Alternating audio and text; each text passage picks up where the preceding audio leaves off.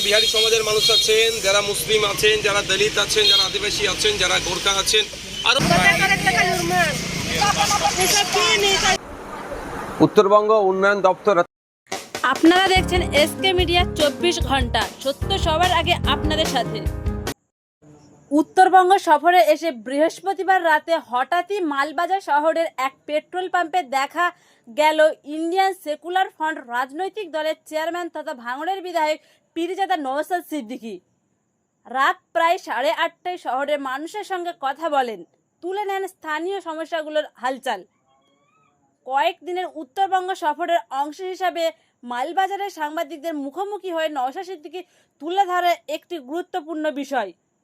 সম্প্রতি শনিবার রাতে যে ঘটনাটি ঘটে, যেখানে কিছু সাংবাদিক আক্রান্ত হন, সেই ঘটনার বিষয়ে নিজের অবস্থান স্পষ্ট করেন তিনি।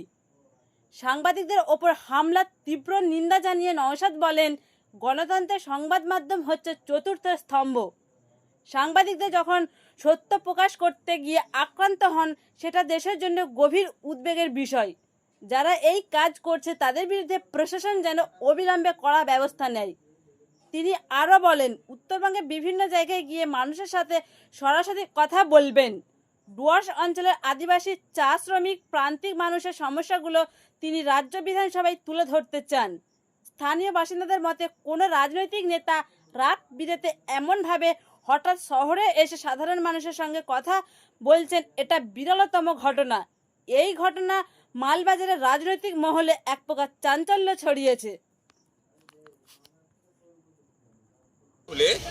শুধু যে আইএসএফ এর প্রতীকে দাঁড়াতে হবে, তাহলে রাজেশ লাকড়া সাহেব, প্রফুল্ল সাহেবকে আমার পাশে এই ধরনের নয়।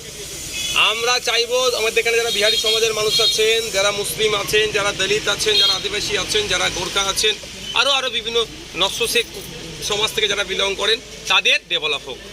তার জন্য আইএসএফ থেকে যা সহযোগিতা চাইবে আমরা প্রস্তুত আছি। যে আইএসএফ ঝান্ডা ধরেই দাঁড়াতে হবে, এই পলিটিক্স আমরা করি না।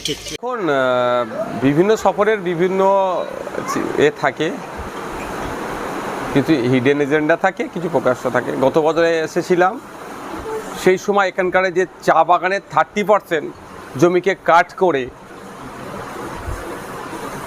প্রমোটিং করার যে চেষ্টা চলছে, তার সেটাতে কতটা ইফেক্টিভ হবে, ব্যাড ইফেক্ট হবে না গুড ইফেক্ট হবে, সেটা জানার জন্য চা শ্রমিক এবং বেশ কিছু মানুষের সাথে কথা বলেছিলাম।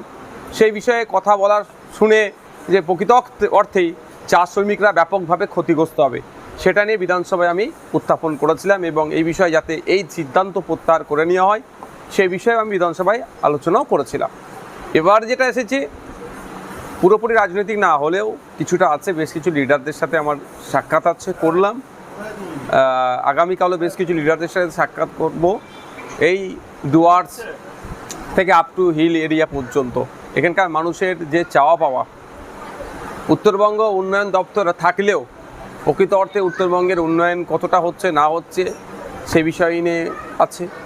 সাথে সাথে কদিন আগে এই এলাকায় সাংবাদিকদের ওপরে চড়া হয়েছে কিছু দুষ্কৃতী, সেটাও আমরা শুনেছি। এখানকার সাংবাদিক বন্ধুদের সাথে আমার ওভার ফোনে কথা হয়েছে, নিন্দা জানিয়েছি।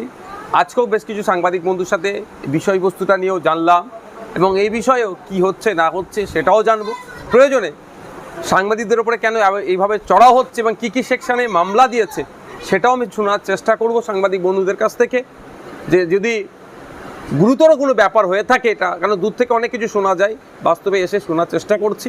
আর স্বল্প সময়ে ফোনে তো আর সম্ভব নয় সবটা করা, শর্ট ব্রিফিং করেছিল, শুনবো। প্রয়োজনে বিধানসভা এটা উত্থাপন করবো। এমনি সাংবাদিক স্বাধীনতাতে আমাদের রাজ্যের 151তম স্থানে আমরা আছি 180টি দেশের মধ্যে।